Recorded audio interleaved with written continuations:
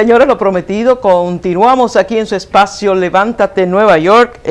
María Morro nos saluda a través del chat, dice buenos días, que tengan feliz comienzo de semana a todos mi gente de Levántate New York. Después dice felicidades al productor de la obra de teatro que se presentó este fin de semana en la Casa de la Cultura de la República Dominicana. Saludos María Morro y saludos a todos aquellos que están en este momento en sintonía con Levántate New York. Pero llegó el momento, señores, de nuestro primer diálogo matutino aquí en Levántate New York, y recibimos aquí en el estudio al abogado penalista,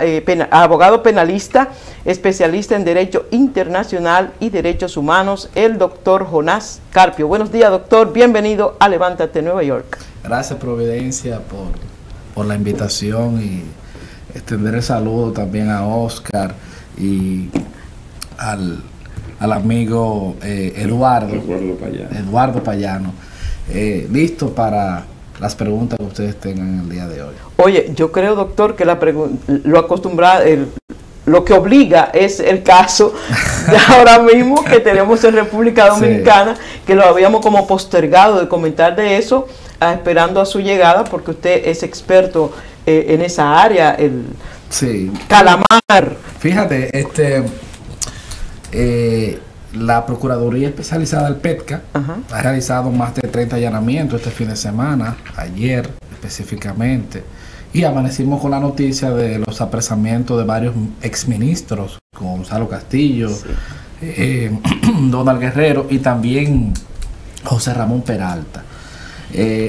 Se había dicho en principio que la PETCA estaba un poquito lenta, rezagada, porque el país sabe que el caso, por ejemplo, de Donald Guerrero, ya tiene años Donald asistiendo a la Procuraduría y siendo entrevistado por los fiscales, y bueno, pues se estaba esperando. La gente obviamente ya a partir de los casos anteriores pues ha, digamos, perdido un poquito la esperanza, porque la gente entiende que los procesos, una vez son liberados, o sea, salen de la cárcel, pues los procesos se caen, y no es así. Lo que pasa es, en estos casos específicamente, es que por el volumen de expediente, y nosotros que trabajamos, por ejemplo, en el caso Coral, donde fueron procesados el general Adán Cáceres y otros tantos militares, pues no es que se cae, el proceso continúa. Lo que pasa es que una vez cumplidos los 18 meses, ¿no?, de prisión, pues la ley prevé que esas personas se le varíe su medida de coerción. Aquí, por ejemplo, sucede lo contrario. Aquí primero te investigan y después te arrestan. Allá tenemos que arrestarte primero y después te investigamos. Y entonces así es que se prevé el asunto. Esta operación, bueno, ya en 48 horas la Procuraduría deberá depositar lo que es su solicitud de medida de coerción. Obviamente, como siempre sucede, van a solicitar prisión preventiva. Bueno, las defensas técnicas pues van a solicitar otras medidas. Hay 15 personas arrestadas. Habrá que ver, ¿no?, la glosa procesal que deposite el Ministerio Público, todo el expediente, ¿no?, que tiene, que no tiene, y los méritos para que el juez imponga o no la prisión preventiva. Doctor, se tiene la creencia en República Dominicana, o se dicen algunos expertos, que el Ministerio Público en estos casos de corrupción, que son meramente políticos, el Ministerio Público a propósito malinstrumenta los casos para que cuando lleguen a la justicia se caigan. ¿Qué de cierto tiene esto? Bueno, lo que pasa es que probar la corrupción es un compromiso muy grande, no es tan fácil, porque a pesar de que digamos, los movimientos que hacen los funcionarios en el ejercicio de sus funciones dejan rastro, no es tan fácil, porque la corrupción como tal no está tipificada en nuestra norma. Lo que está tipificado es el lavado de activos, lo que está tipificado es la coalición de funcionarios, lo que está tipificado es el hurto, todo este tipo de cosas. Ahora, corrupción es una palabra, ¿no?, que engloba todos estos delitos, y probarla, reitero, no es tan fácil. El Ministerio Público, en su esfuerzo, ¿no?, porque no impere la impunidad en la República Dominicana, pues trata, ¿no?, de colectar toda esta información para llevarla ante el juez. Ahora bien, malinstrumentar los casos, yo pienso que sería, decir eso sería un poco exagerado. Yo pienso que el Ministerio Público, de la mano de la doctora Miriam Germán Brito, ha estado, ¿no?, haciendo un buen trabajo, y que las condenas aún en estos momentos no hayamos llegado a una condena, no quiere decir que estén mal instrumentados. Los procesos son largos. Fíjense, por ejemplo, en la operación Coral, nada más leyendo lo que es la acusación del Ministerio Público, estamos hablando de 3.600 páginas, se tomó prácticamente 6 meses. Y esto que teníamos 2 días de trabajo, teníamos los lunes y los viernes. Entonces, ¿qué es lo que pasa? Que por el volumen, fíjense, por ejemplo, el Ministerio Público apresa a Donald Guerrero, apresa a Gonzalo Castillo y también apresa a José Ramón Peralta. Pero ¿qué pasa? Los 3 dirigían 3 ministerios grandes. Todas las operaciones de esos 8 años, ¿verdad?, que supuestamente fueron ilícitas, el Ministerio Público tiene que depositarla ante el juez, y todo eso es un gran volumen, ¿no?, de expedientes, de páginas, de transacciones, de operaciones que hacían estos funcionarios. Y conocer de esto, señores, conocer de esto lleva mucho tiempo.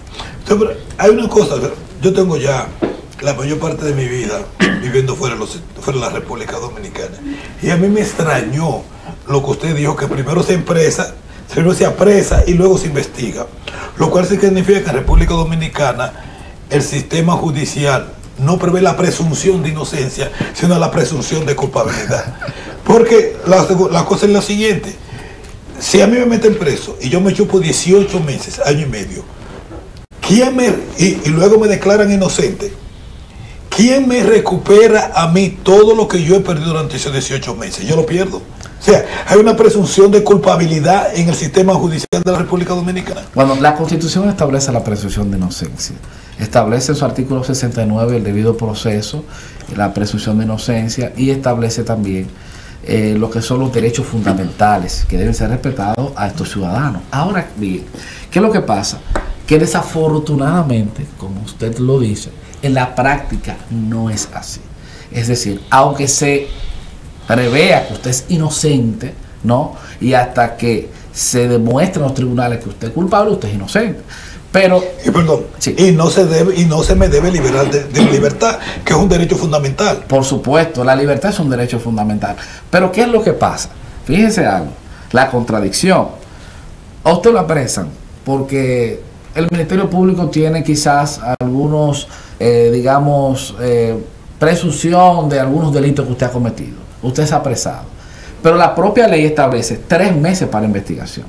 En otros casos 6, y si el caso es complejo, como este caso, o los casos de corrupción que hemos visto hasta el día de hoy, que todos han sido declarados complejos, pues entonces la ley prevé 1 año para la investigación y los 18 meses de la prisión preventiva para, atarlo a usted al proceso. Después de esos 18 meses, pues puede pasar cualquier cosa. Ahora bien, en nuestra normativa, que no es perfecta, con estos plazos que establece la ley, a usted se le lleva un proceso.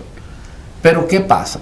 Que no es el hecho de que usted sea inocente o no. Muchas veces los actos procesales del Ministerio Público no se corresponden con la ley. Digamos que usted le haya practicado un allanamiento en su casa, pero que ese allanamiento esté falta de una orden judicial. Automáticamente, por esa falta procesal del Ministerio Público, usted puede ser liberado. Pero eso quiere decir que usted sea o no culpable, o que sea inocente. No, no lo quiere decir. Lo que pasa es que, como planteaba Rosy, en estos casos muchas veces las faltas procesales hacen que se caigan. Y ya eso es algo que se ha ido corrigiendo con el tiempo. Ya por lo menos en estos casos que son tan sonoros y que la gente persigue, ¿no?, y que están tan mediatizados, pues no se da. Ya está la práctica procesal, el Ministerio Público trata de cumplir con todo al pie de la letra para cuando se presente allí poder no hacer un buen trabajo. Pero no, yo creo que usted me entiende a dónde que yo vengo. yo entiendo las deficiencias de cualquier sistema, inclusive en los Estados Unidos que exista. Sí. Pero la deficiencia del sistema no debe hacerse a favor de la libertad de la persona y no por la protección del Estado. Lo que usted me está diciendo es lo siguiente: yo tengo esta deficiencia por falta de personal, por falta de profesión, pero quien va a pagar mi falta de profesionalismo o mi deficiencia no es el Estado que fue que la causó, sino el culpable al que yo estoy supuesto a proteger. Entonces, no solamente no estamos cumpliendo con el derecho constitucional de mi libertad, sino que estamos haciendo que sea él el acusado, al cual yo acuso, el que pague las consecuencias de mi deficiencia con pérdidas morales, económicas, en el presunto caso de que la persona resulte inocente. Segundo, ¿tengo yo derecho, si eso pasa, de demandar al Estado para recuperar mis pérdidas? Sí, fíjese, hay un caso allá recientemente donde el director de la Lotería Nacional fue procesado y fue descargado. Es decir, un tribunal de primera instancia entendió que... El operativo 13. Sí, que no había méritos para que esa persona sea enviada a juicio de fondo. ¿Qué va a pasar ahora? Ahora lo que va a pasar es, después que, como usted dice, él se chupó todo ese tiempo preso, todos estos daños morales y a su persona, ¿no? Pues él ahora va a demandar al Estado y tiene derecho a indemnizaciones por esto, porque en realidad ustedes saben que sea cual sea la falta del Ministerio Público o sea cual sean las razones, ¿verdad? Claro, el Ministerio Público ha dicho que va a apelar. Vamos a ver qué puede pasar en lo adelante, pero si este señor es declarado en un tribunal de alzada, no en la corte, inocente nuevamente, y si el Ministerio Público vuelve a apelar y llega a la Suprema Corte de Justicia, pues lo que va a pasar es que él va a demandar al Estado. Y todos esos daños morales, todos esos daños a su honor que provocó el Ministerio Público van a ser resarcidos, porque un juez va a ordenar precisamente una indemnización, como usted plantea, a esta persona por los daños morales. Sí hay derecho a la indemnización cuando estos casos suceden y usted es declarado inocente. Doctor, en la República Dominicana hubo un jefe de la policía, abogado penalista muy bueno, Virgilio Payano Rojas. ¿Qué pasó en la jefatura de Virgilio Payano Rojas? ¿De la familia tuya? Sí, tío mío. Oh. Apresaban a una persona acusada de algo, de un delito. La ley establecía que después de ser una persona apresada debe ser sometida a la justicia 48 horas después o puesta en libertad, pero Payano lo retenía. ¿Por qué? Porque allí existía en ese entonces lo que le llamaban el habeas corpus.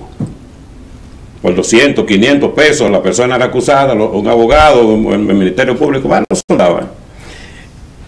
Payano tuvo un enfrentamiento con el procurador y la fiscalía, y entonces él dijo, la policía tiene su propia ley orgánica para investigar ese elemento, no soltarlo así por así, para investigarlo.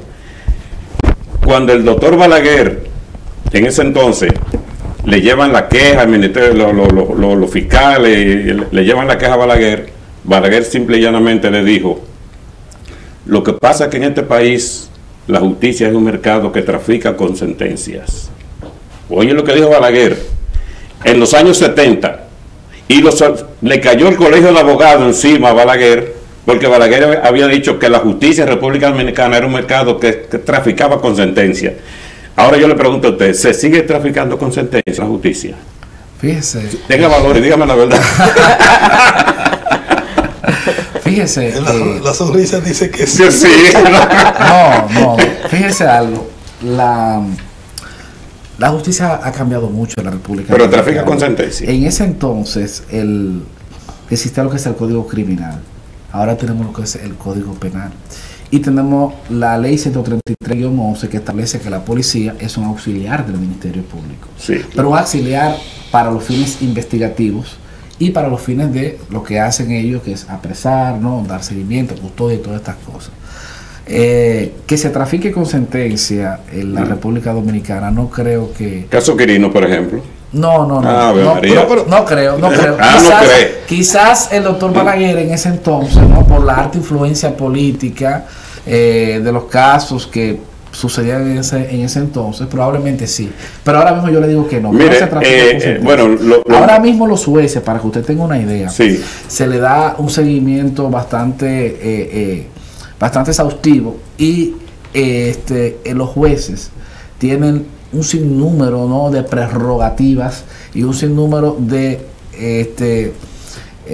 compromiso, ¿no? Sí. Y ahora mismo es muy, muy difícil. ¿Por qué? Oiga, porque anteriormente los casos, cuando se instrumentaban, el mismo juez era que investigaba, el mismo juez era que decía, no, como en Brasil y Francia, como en Brasil y Francia, que el juez es el que investiga, el juez es el que acusa, el juez que hace todo.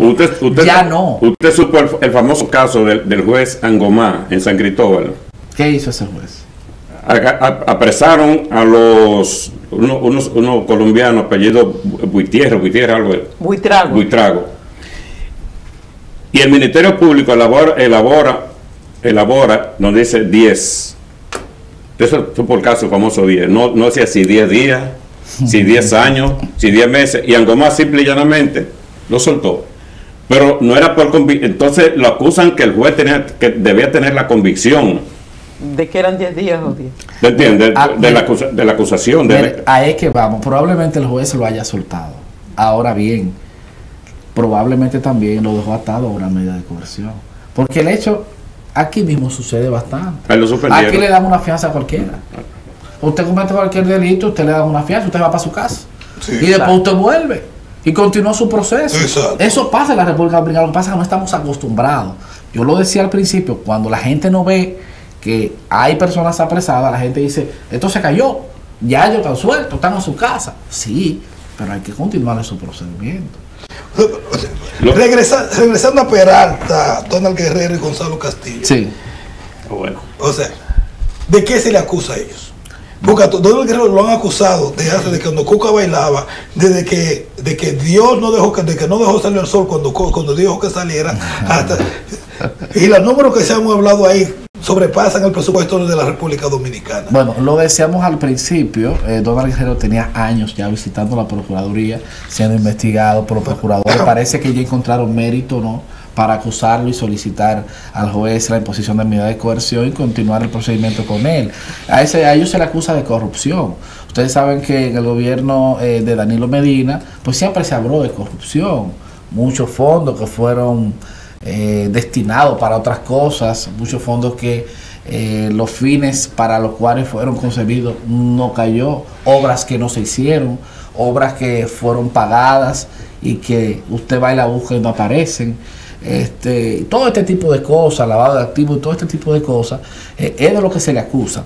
Pero habrá que ver en este caso propiamente si existe, ¿no?, alguna digamos cintila probatoria. Ya ellos tienen que tenerla, porque si fueron apresados, el juez lo que evalúa es, cuando va a la medida de coerción, es cintila mínima probatoria y los presupuestos que pueda aportar. Obviamente estas son personas que pueden aportar mucho presupuesto, que no se van a sustraer del proceso. Yo soy de lo que entiendo es que debe prevalecer la libertad, como establece la Constitución, y que estas personas como exfuncionarios que no se van a sustraer del proceso con un impedimento de salida y con otras medidas que el Código establece 7.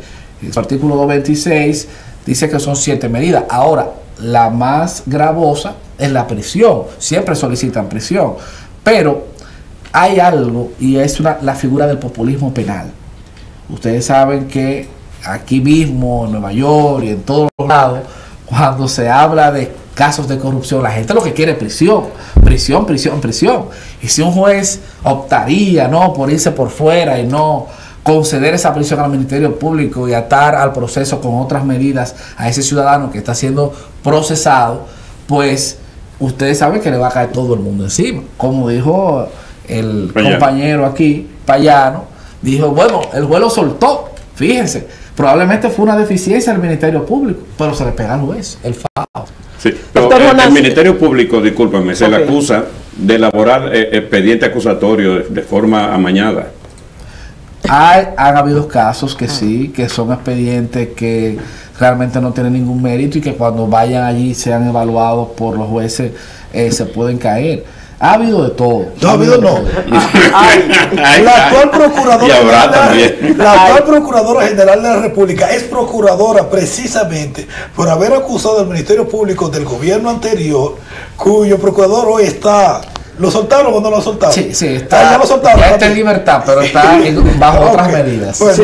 Como yo digo, lo soltaron. Precisamente por hacer esa denuncia. O sea, que no es de que han habido, como que eso. O sea, para nosotros, el público, es la norma. Es la norma. No, realmente no, porque fíjense algo. Eso es un acto injusto decir eso. Ustedes saben la cantidad de personas que son procesadas y que el Ministerio Público consigue libertad. Por ejemplo, miren este caso, el caso que les comentaba del director de la Lotería Nacional, apellido Dicen. Este señor, ellos procesaron 9 personas. De las 9 personas, 8 fueron condenados y el único absuelto fue él. Entonces, realmente, por la figura, ¿no? Solo reconocemos a la persona que fue descargada. Pero los 8 que fueron condenados. Pero hay una cifra que es más horrible que esa. El 46% de todos los presos en la República Dominicana son preventivos. El ciego preso y quien ve suelto. Exacto. Lamentablemente es así. Es un problema que, digamos, con la pandemia eso mejoró, porque la cifra era mucho más alta. Con la pandemia, pues hubo una flexibilización de todas estas personas y a muchos, pues se le varió la medida. Ahora, usted sabe qué es lo que pasa. Lamentablemente nosotros tenemos un sistema garantista. Si usted tiene dinero allá, si usted es una persona reconocida, pues usted tiene mérito para llevar su proceso de libertad. No le dan prisión. Ahora bien, cuando a usted le dan prisión, cuando ocurre la prisión, muchos de esos presos que están ahí están presos por una fianza de 100,000 pesos.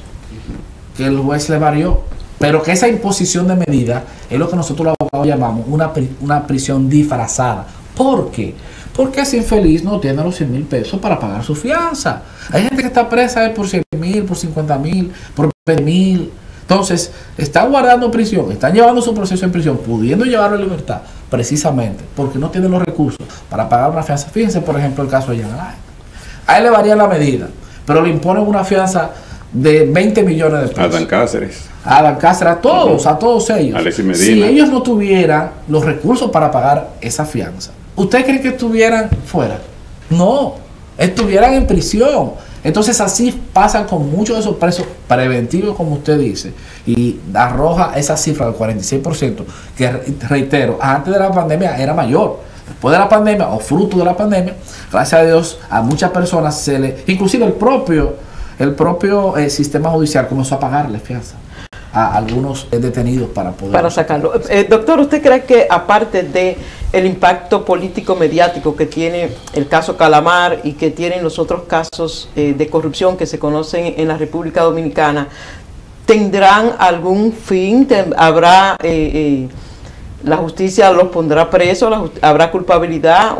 ¿Un juzgado los llevará a prisión definitivamente? Porque eso usted lo dijo al principio. Eso es lo que la gente espera. ¿Usted cree que ese proceso se llevará correctamente en un juicio y serán condenados los que hayan que ser condenados? Bueno, al día de hoy el Ministerio Público yo pienso que ha tenido tiempo de corregir sus errores, de ver en qué ha fallado, porque tiene desde que el presidente Luis Abinader juramentó a la nueva procuradora Miriam Germán y a Jenny Berenice en lo que es el PETCA, pues ha ido llevando casos a la justicia, ¿verdad? Y ha conseguido condena en la mayoría de ellos, para que la gente sepa. Lo que pasa es lo siguiente también. Hay una situación, muchas veces se consigue una condena, pero esa condena no es en prisión. La gente no está en prisión. Se consigue una condena con la prisión suspendida, o se consigue una condena, ¿verdad?, con la misma medida de coerción que está atado el ciudadano. Entonces, como la negociación que se hizo con esta persona que le dieron 3 años, pero ya había cumplido casi 2 años, sí, le pagaba unos 2 o 3 chelitos y ya para afuera va. Ese es el caso precisamente donde está Alexis Medina, ajá, donde el señor, me parece que varios de ellos negociaron con el Ministerio Público, devolvieron bienes y entonces, fruto de la negociación, fueron condenados en prisión suspendida. Entonces, estos señores, básicamente, para que la gente sepa, tienen cuestiones de salud también, que ha sido tomada en cuenta por los jueces, por el propio Ministerio Público. Y el que colabora... Y no puede ser artimaña del impetrante. Bueno, lo que pasa es que ya si hay una negociación, ¿verdad? Y el aspecto de salud es algo bastante relevante, pues eso se toma en cuenta, ¿no? Que sea artimaña o que no sea, ya eso es cuestión, digamos, de la misma persona. Pero si usted le dice a un juez, le dice al país y le dice a todo el mundo, yo soy culpable de esto, voy a devolver esto, ¿verdad? Que me lo cogí, me lo robé, literalmente, y me voy a declarar culpable, como ha sucedido con estos señores. Yo creo en eso. Pues hay que creer en eso, porque a usted lo imputaron. Y usted le dice al país, al mundo, sí, yo soy culpable. Tengan esto, esto y esto, y vamos a negociar la condena, como hacen los abogados, que es correcto. Si el imputado quiere declararse culpable, bueno, no lo declaramos culpable. La sociedad dominicana en estos momentos no tiene la confianza suficiente en la justicia.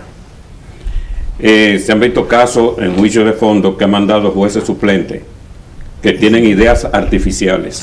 Ideas artificiales. Wow. ¿Le gustó eso? Siempre las grandes sentencias son por jueces suplentes. Eso no se puede corregir. Fíjese. Le gustó lo de ideas artificiales. Me gustó lo de ideas artificiales, sí. Debo admitir que sí. Fíjese algo. La población no confía en la justicia por varias razones. Lo primero es que los procesos allá son caros. Sí, muy caros. Son procesos caros y procesos largos, tediosos. A la gente no le gusta ir al tribunal. Yo cuando tengo situaciones que me llaman mis clientes, lo primero que yo hago es tratar de mediar para no llegar ahí. Eso es lo primero. Y eso es lo que debe hacer cualquier abogado. Claro, hay abogados que lo que les gusta es el pleito, ¿verdad? Y que viven del pleito y van siempre al pleito. Nosotros, en nuestro caso, lo que queremos es mediar. ¿Por qué? Precisamente por eso. Al final, probablemente se consiga, probablemente no. En justicia domador no son 4. Hay muchas cosas que se ventilan allí, muchas aristas que usted como abogado no puede controlar. Y entonces, ahí viene la decepción del cliente. Si se logra o no se logra. La gente siempre quiere que se logre. Pero, como decía, en justicia domador no son 4. Entonces la gente no tiene la confianza. Procesos caros, procesos largos, tediosos. Y cuando usted viene a ver, no logra lo que quiere. Entonces, fruto de todas estas situaciones, la gente no confía en la justicia. ¿Pero por qué no confía? Primero, porque la gente inicia un proceso y antes de culminar el proceso, se va, lo deja, ¿verdad? Lo suelta. Porque dice, caramba, yo no voy a estar desgastándome, pagando abogados, subiendo audiencia, estando allí, estando aquí, porque lamentablemente ya no puedo. Entonces, cuando esa persona deja ese proceso, ¿qué hace? Sale a hablar mal de la justicia. Si usted va a la entrevista y le dice, ¿usted confía en la justicia? No, eso no sirve. Entonces, ahí están algunas de las ¿Usted cree que el razones. El descreimiento de la sociedad en la justicia se deba a lo desfasado que está el Código Procesal Penal en la República Dominicana o en que no se aplica correctamente el que ya tenemos? Mire, el Senado de la República acaba de aprobar el Código Penal, el nuevo código. Ese código tiene ahí todos los años del mundo. Yendo y viniendo. Porque hay muchas incidencias. Se habla hasta del tema del aborto. Ha sido uno de los grandes tropiezos porque fíjense que en el gobierno de Danilo Medina se aprobó, se aprobó todo. ¿Qué pasa? Que el presidente, cuando llegó sin el tema del aborto, o llegó con los 3 causales, sin las 3 causales, lo observó. Porque el presidente quería poner las 3 causales. Hay un sector que se opone tajantemente a este asunto, como es la Iglesia Católica y otros tantos religiosos, que se oponen al tema del aborto. Por eso no ha salido. Ahora va a la Cámara de Diputados. Vamos a ver qué va a pasar. Como usted señala, ese código está desfasado.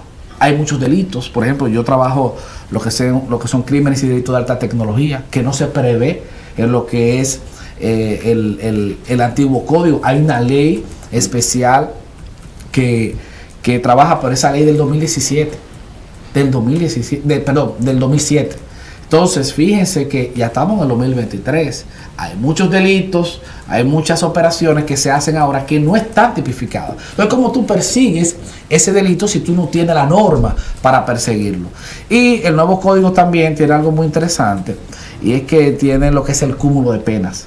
Ahí en nuestro país, ustedes ven que, por ejemplo, aquí, te comienzan a contar todos los años del mundo. 250 años. Te meten 500 años, 250 años. Allá no existe eso. Entonces el nuevo código lo prevé. Penas hasta de 70 años de prisión acumulativa. Por ejemplo, un asesinato, ¿no? Son 30 años, pero digamos, si usted, aparte de asesinar a esta persona, la violó. O sea, otros agravantes. Son agravantes que le van a ir sumando a su pena. Allá hay varios casos sonoros que, si hubiese sido con el nuevo Código Penal que tenemos ahora corriendo en el Congreso, pues hay personas que llegarían hasta 70 años de prisión. Ejemplo, nosotros tenemos allá una ley especial que persigue lo que es el terrorismo. Se ve muy poco, ¿verdad? Se ve muy poco, una figura que muy difícilmente, pero hubo una persona que en el metro de Santo Domingo agarró y prendió una mochila, un asunto, hay un artefacto. Eso explotó, afectó a algunas personas, ¿verdad? Gracias a Dios nadie murió, pero esa persona fue procesada por terrorismo.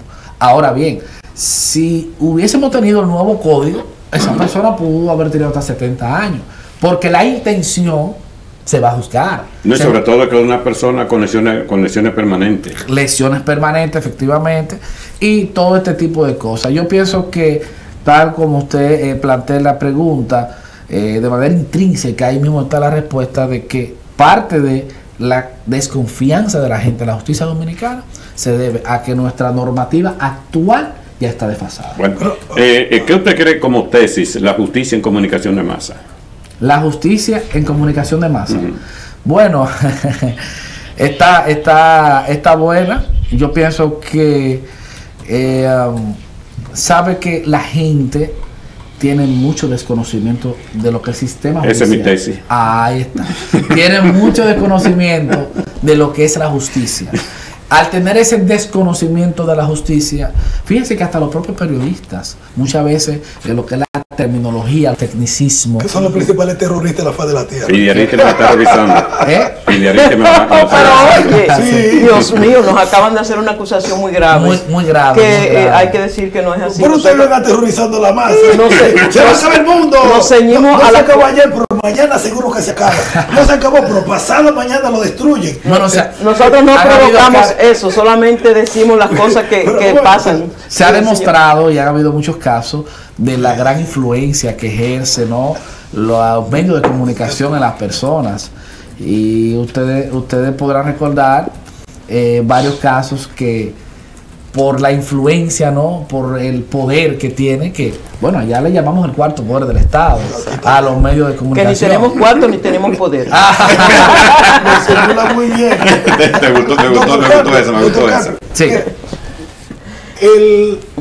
La posición de los acusados, estamos hablando de 3 ministros, más las otras personas que se han acusado anteriormente, todos bajo el mismo capítulo de la corrupción.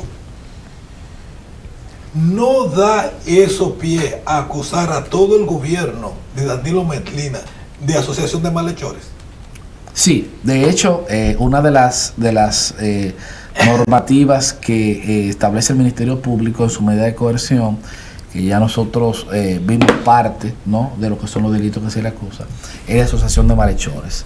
Yo lo que entiendo es que en algún momento el propio presidente deberá ser procesado, porque todo digamos, este mar, ¿no?, de corrupción que el Ministerio Público plantea y que, bueno, en algunos casos ha sido evidente, en otros casos no, pero en algunos casos ha sido evidente. Yo pienso que no podían hacerse, digamos, a espaldas de la persona número 1 en ese entonces, el presidente Danilo Medina, que era el que dirigía el gobierno. Y cuando tú tienes ya un procurador, tiene prácticamente ya 5 o 6 ministros detenidos, pues tú tienes que saber que hay alguien detrás que los apoyaba o que se hacía el loco. Y la falta se le puede probar a él precisamente por eso, por hacerse loco, ¿verdad? O por apoyar eso. Señores, con esta posición del doctor Jonás, queremos agradecer inmensamente su participación en el día de hoy en Levántate New York. Doctor Jonás, agradecerle, y si usted tiene algún motivo particular de su visita a Nueva York, por favor, muchas gracias por haber estado con nosotros en el día de hoy. Bueno, muchas gracias Providencia, a Oscar y a mi amigo aquí, Payano. No, solo vine de visita, quise venir para, digamos, asociarme un poquito al sistema judicial de aquí, conocer un poquito lo que es el derecho comparado, cómo ustedes, ¿verdad?, trabajan o cómo trabaja la justicia aquí. Hemos estado por los diferentes cortes, diferentes tribunales de acá de Nueva York, y bueno, vamos a seguirnos estrechando lazos a través también de nuestra amiga Aura Rosario. Hemos estado también compartiendo con personas de la embajada de la República Dominicana aquí, y con el Centro de Cultura también, la asociación cultural que tienen ustedes. Esa es la idea, ¿no? Poder ir estrechando lazos. Y nada, agradecerles a ustedes inmensamente por invitarme, y cuando regrese espero volver a estar aquí. Usted, claro que sí, más que un abogado, es un jurista. Claro que sí, señores. Gracias. Pero vamos a agradecer al doctor Jonás Carpio por haber estado con nosotros, y de inmediato nos vamos a las noticias locales. Regresamos. El expresidente Donald Trump dijo que podría ser arrestado el próximo martes, por lo que llamó a sus seguidores a protestar y recuperar el país, lo que desató preocupaciones en el FBI y la policía de Nueva York y el servicio secreto, que ya coordinan acciones para realizar operativo. El expresidente dijo que sería arrestado por el caso Stormy Daniels, una exactriz de cine porno, a quien pagó $130,000 para que no hablaran de la relación que sostuvieron. Este lunes un gran jurado escuchará el último testigo sobre el caso, tras lo cual podría liberarse la acusación contra Trump y un eventual arresto. El Departamento de Policía del Condado de Westchester reportó el fallecimiento de 5 jóvenes de entre 8 y 17 años, luego de que se registrara un aparatoso accidente en el Hutchinson River Parkway en Scardale.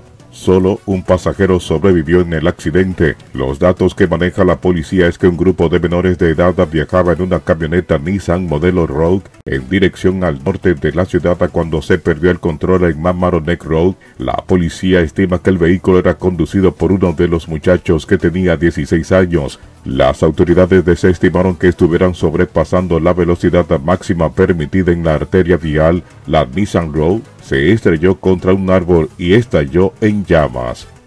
Personas sin hogar, consumidores de drogas, fumadores, borrachos y delincuentes ya se encuentran profanando los nuevos trenes del sistema de metro de Nueva York de miles de millones de dólares en menos de unas semanas después de ser estrenado en la línea A. El pasado martes, 3 hombres sin hogar y un consumidor de droga fueron hallados en diferentes estados de conciencia en 4 de los 10 elegantes vagones del tren.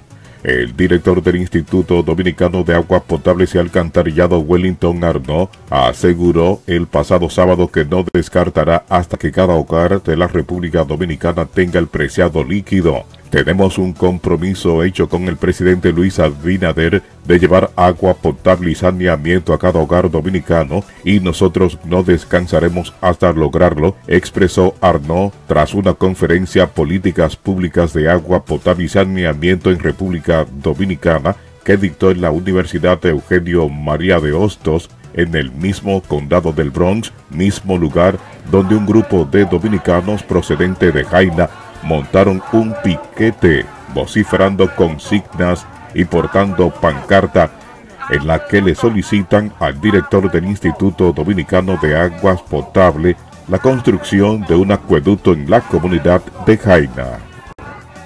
Este ha sido el resumen de las informaciones desde la ciudad de Nueva York. Rafael Díaz les informó.